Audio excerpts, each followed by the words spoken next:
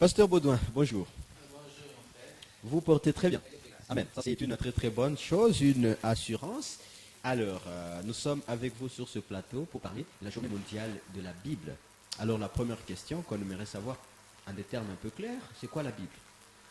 Oui, en des termes un peu clairs, parlant de la Bible, Oui. j'aimerais, comme vous aviez demandé que ce soit clair, j'aimerais commencer par son origine. C'est que la Bible vient d'abord du latin, pardon, du grec, Oui. biblios. Biblios qui est cette écorce-là de l'arbre qu'on appelle le papyrus. Et c'est de là qu'on fabriquait le papier. Et mais maintenant, tous les écrits sur ce papier-là, on l'appelait ça biblia, c'est-à-dire les livres qui provenaient de là. Et ce biblia-là a été transporté maintenant à latin. Au lieu de parler maintenant au pluriel, ça devient maintenant au singulier. Au singulier pour dire que la Bible, il y a plusieurs livres dans la Bible, il y a plusieurs auteurs, mais il n'y a qu'une seule source d'inspiration. C'est-à-dire il y a plusieurs auteurs, il y a plusieurs livres, mais il n'y a qu'une seule source d'inspiration. C'est-à-dire quand on voit la Bible, on ne voit plus les auteurs, on ne voit plus les livres, on voit beaucoup plus l'auteur de la Bible qui est pratiquement Dieu. Voilà pourquoi dans 2 Timothée 3, verset 16, la Bible dit que toute écriture est inspirée de Dieu et utile pour enseigner, convaincre et également pour enseigner, pour convaincre, pour corriger et pour instruire dans la justice. Voilà que toute écriture est inspirée de la Bible et la source, c'est Dieu. Voilà que l'auteur de la Bible, c'est Dieu. Voilà, l'auteur de la Bible, c'est Dieu, comme on est en train de voir cette Bible qu'on nous affiche là, sur nos petits écrans. Alors, révérend pasteur, la Bible comporte deux parties. Quelle est la différence entre, bon, on va dire, l'Ancien Testament et le Nouveau Testament? Quelle est la différence qui se trouve entre les deux? Ah, ok, c'est très important. Oui, la Bible comprend deux parties, comme vous l'avez dit, il y a l'Ancien Testament et le Nouveau Testament. Mais quand on parle de testament, d'abord, j'aimerais aussi aller dans l'étymologie. Exact.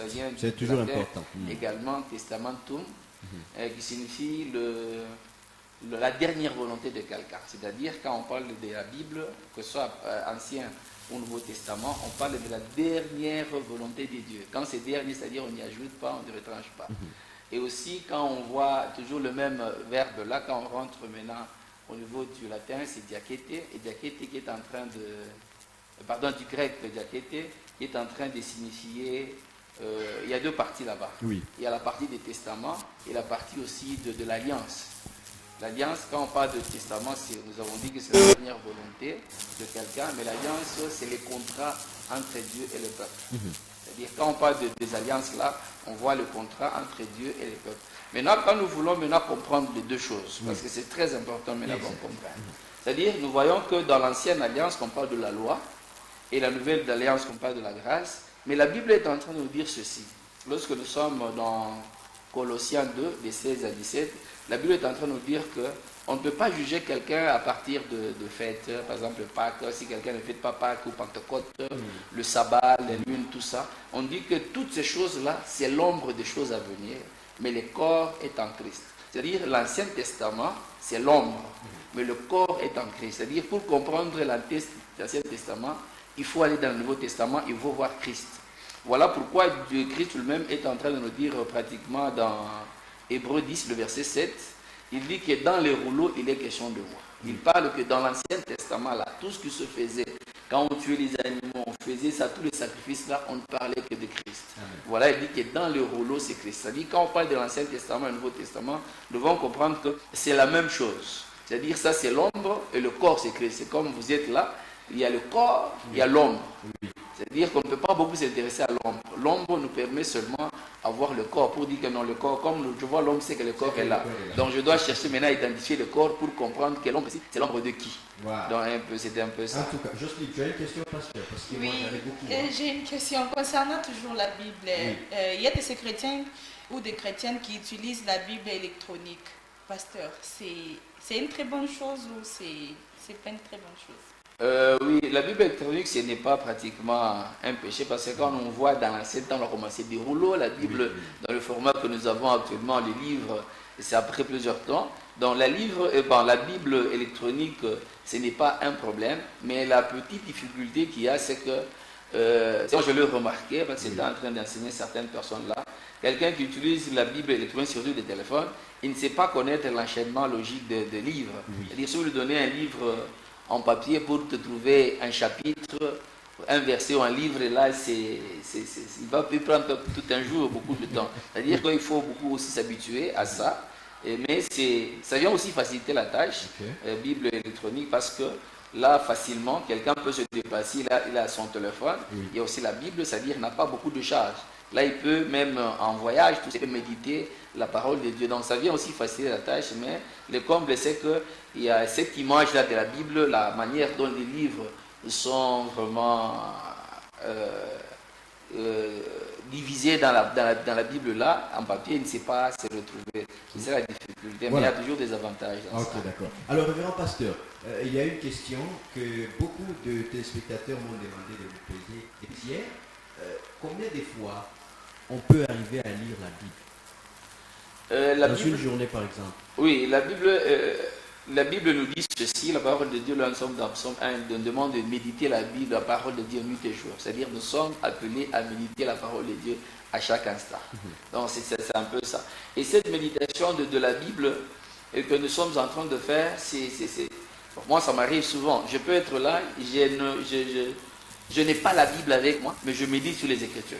C'est-à-dire on peut vous avoir parlé, vous avoir prêché la parole de Dieu, mais pendant que tu es là, calme quelque part là, tu commences à revoir c'est que les écrits qui sont là, tu commences à méditer, à réfléchir. C'est-à-dire si tu réfléchis même sur ce qui a été annoncé à la parole, c'est-à-dire à chaque instant, à chaque moment que vous avez, et la Bible est en train de dire que celui qui est en train de méditer la Bible jour et nuit, c'est celui qui est en train de planter, c'est comme un arbre planté près des courants d'eau. Et à chaque saison, il est en train de produire le fruit. Donc c'est très important qu'on arrive à méditer sur la parole de Dieu, parce que là on est comme un arbre planté plein de courants d'eau, donc on ne peut pas sécher, et en tout cas on doit commencer toujours à produire de fruits. Voilà, mesdames et messieurs, le numéro est affiché au bas de l'écran, vous pouvez en profiter pour poser la question au docteur Baudouin Kabouya sur la Bible et n'est-ce pas, ce que vous avez comme difficulté à comprendre la Bible. Alors Jocelyne, tu as une autre question? J'ai une autre question, mais je vais devoir les faire au couloir. D'accord. Alors, révérend pasteur, quel est le grand mystère que comporte la Bible par rapport à d'autres livres, par exemple, que certaines confessions religieuses utilisent? Oui, le mystère qu'a la Bible, parce que d'abord nous sommes en train de voir que la parole de Dieu, la Bible nous dit que la lettre est tue, mais l'esprit vivifie. Nous sommes en train de voir que pour comprendre la Bible, ce qui est plus important, c'est le Saint-Esprit. Nous avons le Saint-Esprit qui est en train de nous aider à interpréter la Bible. Vous allez comprendre que les pharisiens et les sadducéens, ils connaissaient la parole de Dieu, mais ils avaient difficile de mettre en pratique la parole de Dieu. Ils avaient difficile de comprendre, même quand c'était venu, ils ne comprenaient pas. Et pourquoi? Parce qu'il manquait pratiquement, il manquait ce qu'on appelle le Saint-Esprit. Voilà pourquoi, lorsque nous sommes dans la Bible, dans Nombre 24, le verset 7, la Bible nous dit que la sémence est fécondée par d'abondantes eaux. Donc nous avons la parole de Dieu qui est cette sémence, mais elle est fécondée par d'abondantes eaux. Vous voyez, quand la sémence est là, la sémence contient en son sein la vie qui est potentielle. Dans la sémence, il y a des racines, il y a des feuilles, il y a des fruits, il y a des noyaux, et tout ce que nous voulons là, ça se trouve dans la sémence. Mais c'est lorsqu'elle entre en contact avec d'abondantes eaux que cette vie qui est potentielle qui peut sortir. Et lorsque nous allons toujours dans la Bible, dans Jean 7, les 37 à 39, la Bible nous dit que Jésus était en train de parler. Il disait que c'est lui qui a soif, qu'il vienne à moi et qu'il boive. Et c'est lui qui croit en moi, les fleuves d'eau vive vont couler de son sein. Et la Bible parlait du Saint-Esprit. Nous voyons les eaux abondantes, là c'est le Saint-Esprit. Donc lorsque vous avez la parole de Dieu blasphémée et que le Saint-Esprit bien fécondé, ça permet en sorte que ce que vous avez dans le cœur, ce que vous avez mis dans votre cœur, vous allez mettre ça en pratique. Voilà que avec Dieu, voilà pourquoi nous parlons de la grâce, parce que la grâce, elle vient lorsque vous avez la parole de Dieu. Et le Saint-Esprit vient, le Saint-Esprit vous permet facilement de mettre en pratique la parole de Dieu sans beaucoup plus de difficultés. Mais les autres là, qui avaient la parole de Dieu, qui avaient la connaissance, mais ça, le Saint-Esprit, Christ disait que c'était des tombeaux blanchis. Ils avaient difficile de mettre en pratique la parole de Dieu. Donc le Saint-Esprit avec la Bible, parce que la Bible dit la lettre tue, mais ce qui donne la vie, c'est le Saint-Esprit. Et lorsque le Saint-Esprit vient, il vient nous faciliter la vie. Donc pour bien vivre la parole de Dieu, c'est avec le Saint-Esprit. Voilà pourquoi la Bible devient ce livre qui est très important, parce que toute écriture est inspirée et nous avons le Saint-Esprit qui vient là pour nous aider. Peut-être vous les informations, vous connaissez, le langage peut être là. Oui. Il y a aussi un autre programme là pour nous permettre à comprendre ou à ces langages machines là qui peut être traduit directement en un langage visible et compréhensible. Voilà. Les fidèles chrétiens aujourd'hui mettent en pratique la parole de Dieu. Oui, pratiquement, nous avons un sérieux problème, par rapport à ça. Oui. Pourquoi? Parce que aussi, la faute n'est pas seulement du côté des brebis, mais nous sommes pendant une période, c'est de temps à la fin, on dit que pendant ce temps, les gens ils auront la démangeaison pour entendre des choses qui leur font plaisir. Bon, il y a des choses qui font plaisir aux gens actuellement. Notamment quoi, par exemple le matériel, l'argent, le voyage et toutes ces choses-là, et faciliter les gens. Quand la Bible parle de s'habiller décemment, les gens n'aiment pas qu'on parle de ça, on veut changer tout ce langage-là.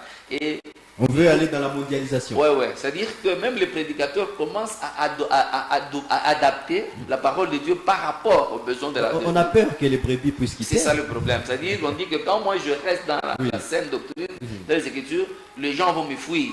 Mais maintenant, les gens ont besoin, il y a des choses que les gens veulent entendre. Mais maintenant, là, on entre dans ça. Et quand on entre à ça, on ne va pas dans le fond de la parole de Dieu. On ne prêche pas la crainte de Dieu. Au lieu de prêcher le ciel, on prêche la terre. La Bible nous demande de chercher d'abord le royaume du ciel, ainsi que sa justice. Et le reste nous sera donné par surcroît. Mais ce que nous annonçons actuellement, c'est le surcroît là, au lieu d'aller au principal. Et à ce moment-là, on ne peut pas s'entendre à un très bon résultat. Ce qui est plus important, c'est d'abord que nous, les prédicateurs, devons faire un effort de ne pas tomber. Parce que Christ avait déjà parlé qu'en ce temps ici, les gens auront de la démangeaison pour entendre des choses qui leur font plaisir. Voilà.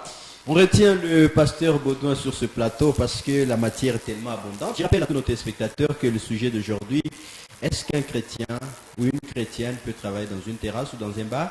Et on va en parler également avec le pasteur Baudouin sur ce plateau dans quelques instants.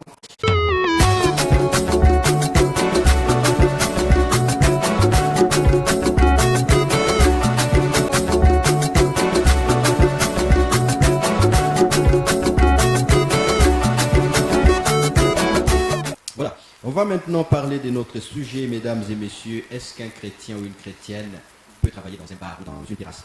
Révérend pasteur, je commence par vous. Cette question ici. Oui, c'est une question très importante. Elle est vraiment très, très importante. Est-ce qu'un chrétien peut travailler dans un bar ou dans une terrasse? Nous sommes en train de voir pratiquement d'abord le milieu. Le milieu, d'abord, qu'est-ce qu'on va chercher dans un bar? Je vois dans un bar, on va chercher pour se saouler. Oui. Dans un bar, il y a des femmes qui vont, des jeunes filles qui vont pour vendre leur corps. Oui. Et si je reviens dans la Bible, nous sommes dans 1 Corinthiens 15, le verset 33. La Bible dit, ne vous trompez pas, la mauvaise compagnie corrompt les bonnes mœurs. Donc c'est pour dire que déjà là, ce milieu-là n'est pas favorable pour un chrétien. Il peut entrer en tant que chrétien, mais lorsqu'il va commencer à vivre ce mouvement-là, Paul nous dit, ne vous trompez pas.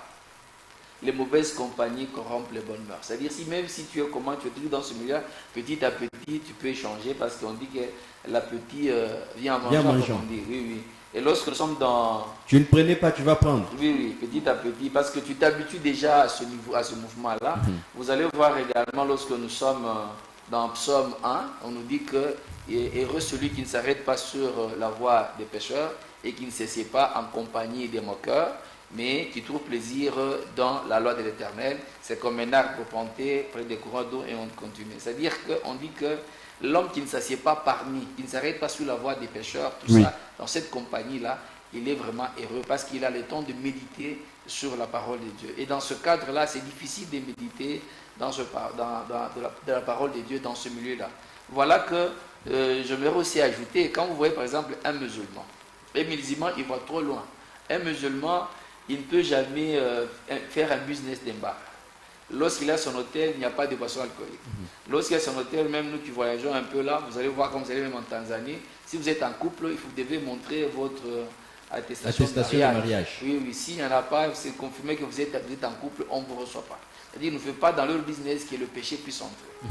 Donc c'est un peu comme ça. Si ces gens-là, qui ne sont pas des chrétiens, ils savent quand même honorer, même pour chercher l'argent, tout que je ne peux pas chercher l'argent dans un milieu trop sale comme ça, en encourageant même les péchés. Oui. Mais que dire maintenant de nous, les chrétiens? Voilà, il y a beaucoup d'endroits qu'un chrétien peut travailler, mais prendre ce courage-là d'aller travailler dans un bar, tout ça, et pour favoriser, pour être complice du péché, ce n'est pas vraiment une très bonne chose. Voilà, chers téléspectateurs, hein, vous pouvez partager, n'est-ce pas, votre avis aussi dans cette émission en nous écrivant le numéro affiché au bas de l'écran. Est-ce qu'un chrétien peut travailler, un chrétien ou une chrétienne peut travailler dans un bar ou dans une terrasse?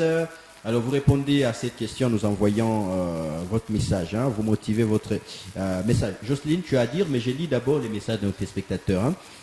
Bonjour, ma chaîne, c'est des Bordeaux depuis Kiba. Je salue la famille Charles de Gaulle Kazadi. Merci beaucoup.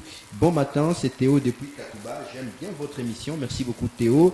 Bonjour, grand, juste vous saluer. Merci beaucoup, cher ami. Malgré que vous n'avez pas signé votre message. Bonjour, c'est Josué HK depuis Kilobé-Lobé. Je salue ma très chère Judith Kamunga. Et j'en profite pour lui souhaiter un pétillant anniversaire. Merci beaucoup. Un autre message. Hein, il y a bonjour Mongolgota TV. Comment allez-vous, mon gars? Merci beaucoup. Hein. Bonjour, monsieur. C'est James Famous depuis Wabura. James Famous depuis Wabura en train de nous suivre à l'instant. Je voudrais demander au pasteur si vous me le permettez, bien sûr. Par ce billet, j'ai vivement besoin que le pasteur m'explique la signification. C'est que Jésus voulait dire en Matthieu 15, 17, en lisant la Nouvelle Alliance, comparée à l'ancienne, on constate qu'il y a des choses qu'il pouvait faire dans l'ancienne et qu'on ne peut plus dans la nouvelle, etc. Le texte est long, mais s'il vous plaît, docteur, pouvez-vous m'éclairer? Matthieu chapitre 5, le verset 17. Voilà, c'est une question, hein. Docteur en train de chercher le verset, il va vous donner une explication. Bonjour ma télé, c'est Aubin Kamunga, juste marqué ma présence. Je tiens à saluer la famille Kamunga. Merci beaucoup à vous. Bonjour ma chaîne, c'est Enoch Ngoï depuis la Roachie. Merci beaucoup Enoch Ngoï qui nous suit depuis la Roachie. La question est là. Est-ce qu'un chrétien ou une chrétienne peut travailler dans un bar ou dans une terrasse? Jocelyne Noumbi. Oui, en rapport avec la question du jour, oui. Je vois la plupart des jeunes filles en train de dire que je passe un moment très difficile, c'est pour moi vraiment impossible de me vêtir, de me nourrir, de faire quoi que ce soit. Alors, elles avancent comme raison que si elle est en train de servir dans une terrasse, oui. dans un hôtel, bon, quoi que ce soit, les restes là. Alors, c'est juste pour avoir quelque chose, c'est juste pour avoir l'argent. Maintenant, pasteur, face à cette situation, qu'est-ce que vous pouvez dire à ces jeunes filles qui disent ça? Oui, par rapport à ça, moi, je dirais ceci. Bon, le travail, c'est bien, il faut travailler, mais il faut toujours savoir là où travailler. Est-ce que le travail, c'est seulement dans une terrasse, dans une boîte, choses comme ça? Non, on peut toujours chercher un endroit, même un emploi comme ailleurs. Parce que l'exemple que je vais donner, par exemple, d'un musulman qui a besoin d'argent, il sait très bien que quand il prend son hôtel là, et généralement les gens qui vont là-bas, ce sont des couples, des gens qui ne sont pas mariés, qui y vont rapidement. Mais quand lui peut refuser, il trouve que ces couples-ci, même si je peux avoir cet argent ici, de ce couple, mais comme ils vont commettre le péché, je ne prends pas cet argent-là. Vous voyez comment un païen peut réfléchir de cette manière pour dire que j'accepte de mourir de faim, de rater cet argent, hein, pourvu que je ne commette pas le péché. Donc c'est ce qui est plus important. Voilà que c'est mieux de prier Dieu qui te donne un bel endroit, là on peut aller travailler, plutôt que d'aller travailler pour le plaisir de travailler. Et en soi, en définitive, on peut se retrouver, non seulement d'abord quand on travaille, on cautionne le péché, et après là, on peut se retrouver soi-même dans le péché parce qu'on va trouver que c'est devenu normal. Révérend, est-ce que ce n'est pas aussi un moment propice pour évangéliser? On est au travail là-bas et puis on va en profiter pour évangéliser, annoncer la bonne nouvelle. Parce que Dieu nous a demandé d'aller dans tous les coins et recoins. Même dans les bars, ce sont des coins et recoins. On peut aller. Est-ce qu'on aura ce temps-là, avec le bruit là, tout ça, et quelqu'un qui est ivre commence à évangéliser? Hein? Là, tu peux être là en train Non, d'évangéliser. juste à l'arrivée de vos clients, quand ils sont encore là, normal, juste à Apporter la l'arrivée. bonne nouvelle à Oui, une ivrogne. parce que là aussi, tu auras un problème avec ton chef. Oui, Imagine-toi un couple qui vient pour commettre l'adultère, oui. mais toi, tu commences à leur parler des choses contre l'adultère, pour qu'ils ne mettent pas l'adultère. Et maintenant, quelle sera la réaction du chef? Parce que c'est avec cet argent-là qu'on doit te payer. Mais toi, tu refuses que l'argent Oui. entre. Parce que toi, tu es là pour produire l'argent. Il faudrait qu'il y ait ces cas-là pour avoir de l'argent. Mais toi, tu commences maintenant à combattre Oui, cette ces activité-là. cas-là. Oui. Autant aller ailleurs Oui, que d'être là en train de combattre l'activité d'autrui. Ok. oui. C'est vraiment une très bonne chose. En tout cas, la réponse du pasteur me fait rire. Je salue Raphaël Changa, qui est en train de nous regarder également depuis quelque part. Je salue ingénieur Yves Chemou, qui nous regarde aussi. Bonjour, ma radio, c'est Sam depuis le grand pays. À propos du sujet, un vrai chrétien ne doit pas travailler ni fréquenter de tels milieux, car ce sont des milieux sales envers un chrétien ou une chrétienne. Bonjour mon gars, je demande la chanson de Moïse. Merci beaucoup à vous pour le message. Voilà, le numéro est affiché au bas de l'écran. Intervenez à notre sujet. Est-ce qu'un chrétien ou une chrétienne peut travailler dans un bar ou dans une terrasse? Alors, révérend, vous avez trouvé le verset? Oui, oui, c'est Matthieu 5, 17. Ne croyez pas que je suis venu pour abolir la loi ou les prophètes, mais je suis venu non pour abolir, mais pour accomplir. Oui. Voilà, c'est ce qu'on a essayé un peu de dire. C'est que Christ, quand il est venu, c'est pour maintenant nous faire comprendre la loi, pour accomplir. Oui. Je prends juste un exemple. Dans l'ancien temps, lorsque quelqu'un pêche, qu'est-ce qu'on faisait? Il devait amener un animal. Cet animal-là, parce que la Bible dit, sans effusion de sang, il n'y a pas de pardon de péché. Et pourquoi? Parce que le sang est dans l'âme, tel que la Bible nous dit. Et la Bible nous dit que c'est l'âme qui paie, celle qui mourra. Parce que le péché se retrouve dans l'âme. Oui. C'est l'âme qui sera même jugée par rapport au péché. Et nous voyons que lorsque quelqu'un pêche, son âme a un problème, son sang a un problème. L'animal aussi a l'âme, l'animal aussi a aussi le sang. Voilà pourquoi quand quelqu'un pêche, il amène l'animal et avant, il se repent et quand il se repent là, il met la main sur la tête de l'animal, comme s'il transfère de son péché, de son âme vers l'âme de l'animal. Comme le salaire du péché, c'est la mort, voilà pourquoi on va tuer cet animal-là. Et cet animal, le sang coule. Mais lorsque Dieu va regarder maintenant, l'homme, il ne va plus voir le péché sur l'âme de l'homme, il va voir sur l'âme de l'animal. Voilà un peu ça. Mais quand Christ vient, il vient accomplir. Au lieu que nous commencions maintenant à amener ces animaux-là, mais la même loi continue, mais sous une autre forme pour accomplir. Mais maintenant là, nous recourons au sang de Christ. Parce que le sang de Christ, c'est vrai qui est en train de purifier nos péchés. On n'amène plus les animaux, mais Christ lui-même qui s'est donné en sacrifice. Voilà pourquoi on dit qu'il est venu pour accomplir cette loi-là, pour nous donner maintenant la bonne forme de cette loi. Oui. Ce qui s'est passé dans l'ancien temps d'une autre manière, maintenant ça se passe dans la nouvelle alliance d'une autre manière. Voilà un peu ce qu'on nous dit, qu'il est venu pour accomplir la loi, pour nous permettre à comprendre la loi, parce que ce qui s'est passé dans l'Ancien Testament, c'est pour que ça puisse s'accomplir en Jésus-Christ. L'ombre, l'Ancien Testament c'est l'ombre, mais le corps c'est Christ. Voilà. Le numéro est affiché au bas de l'écran, mesdames et messieurs. Intervenez à notre sujet d'aujourd'hui. Est-ce qu'un chrétien ou une chrétienne peut travailler dans un bar ou dans une terrasse? C'est donc là la question que nous débattons ce matin avec le docteur Baudouin Kabouya sur ce plateau. Alors, pasteur, il y a une question pour vous. Il y a Josué HK qui dit ceci. Au fait, c'est pas du tout mal qu'un chrétien travaille dans un bar, mais seulement chaque personne doit se mesurer parce qu'il y a certaines personnes qui sont influencés par le milieu où ils se retrouvent. Donc, ils pensent que chacun doit se Oui, bon, c'est bien de dire. Voilà pourquoi Paul a dit, il y a des gens qui prétendent être courageux. Voilà pourquoi Paul nous dit, ne vous y trompez pas, les mauvaises compagnies corrompent les bonnes mœurs. Ça, c'est la Bible qui nous dit. C'est-à-dire, tu peux aller brave, tu dis moi, tout ça.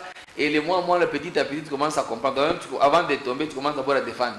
Est-ce que quand quelqu'un fait ça et tout ça, parce que tu t'habitues, tu trouves que ces gens-là. Ils cherchent même les versets qui accompagnent ce qui accompagnent ça petit à petit et finalement on se retrouve dans l'eau et ça change. Donc c'est voilà pourquoi Paul dit qu'il y a certaines choses devant le fuir de loin. Oui. Devant fuir ces choses-là de loin. Au lieu d'être dedans là pour dire que non, moi je suis un vaillant Et en tant que vaillant, je vais transformer. Je ne peux pas tomber, Tu vas je ne tomber. peux pas succomber. Oui, oui. Et surtout, il y a un adage qui dit que l'homme est né naturellement bon, mais c'est la société qui les rend mauvais. Voilà, il y a une autre question. Salut, ma télé, c'est Merly depuis quelque part. Une question que je pose au pasteur. Pourquoi Dieu a créé la terre? C'est une question qui m'a été posée par ma chère épouse, Déborah Kaplan. Oui, c'est une très bonne question. Je ne cadre pas avec ça, mais comme on va y répondre. Dieu a créé la terre, premièrement, c'est pour que l'homme puisse y habiter et dominer. Voilà pourquoi j'aimerais dire à tout le monde qui est en train de nous suivre que Dieu a créé la terre pour que l'homme arrive à dominer sur la terre. Mais il est arrivé que l'homme a péché et l'homme a commencé à avoir des difficultés sur la terre. Voilà que Christ est venu pour permettre que nous puissions, lorsque nous sommes dans Apocalypse 5, de 9 à 10, on dit que Christ nous a rachetés de nos tribus, de nos langues, de nos peuples, et il a fait de nous des sacrificateurs pour régner sur la terre. Et dans d'autres versions, on dit qu'il a fait de nous des rois et des sacrificateurs pour régner sur la terre. C'est-à-dire, c'est le roi qui règne sur la terre, et le sacrificateur est loin. Je n'ai pas le temps pour expliquer ce que c'est un sacrificateur. Donc, c'est celui qui maîtrise la loi, qui peut entrer en contact avec le monde spirituel par rapport à Dieu, tout ça. Mais nous sommes en train de voir que nous sommes appelés à dominer sur la terre. Voilà que présentement, il y a cette difficulté que l'homme puisse très bien dominer sur la terre. Il est là sur la terre, le diable est là. Voilà que nous allons connaître l'enlèvement. Voilà pourquoi l'homme, après, connaîtra l'enlèvement. Et quand il va connaître l'enlèvement, il va passer 7 ans au ciel et l'homme va descendre sur la terre pendant 1000 ans. Et quand il va descendre sur la terre pendant 1000 ans, Satan sera enchaîné et l'homme va vivre pleinement ce que Dieu avait prévu pour lui sur la terre. Il va vivre sur la terre. Voilà que Dieu ne voulait pas que nous allions éternellement vivre au ciel. C'est comme si Satan va dire que non, Dieu a créé la terre et il a échoué. Et vous regardez comment est-ce que moi j'ai dérangé le plan de Dieu. Voilà que Dieu fera en sorte que Satan soit lié pendant 1000 ans. Et quand il sera lié pendant 1000 ans, nous allons vivre pendant 1000 ans sur la terre. Et quand cette terre sera détruite et le ciel, voilà que la nouvelle Jérusalem va descendre encore du ciel ici, parce qu'il y aura une nouvelle terre et un nouveau ciel, là où nous allons vivre maintenant éternellement dans la nouvelle Jérusalem. Voilà que Dieu a créé la terre pour que l'homme puisse vivre. Au ciel, on ira juste pendant un court moment et on retournera sur la terre pour vivre le millénium. Et la nouvelle Jérusalem, qui est aussi un ciel, quand il va descendre sur la terre, nous allons vivre éternellement ici. Donc, c'est un peu ce que je peux dire à celui qui nous a posé cette question.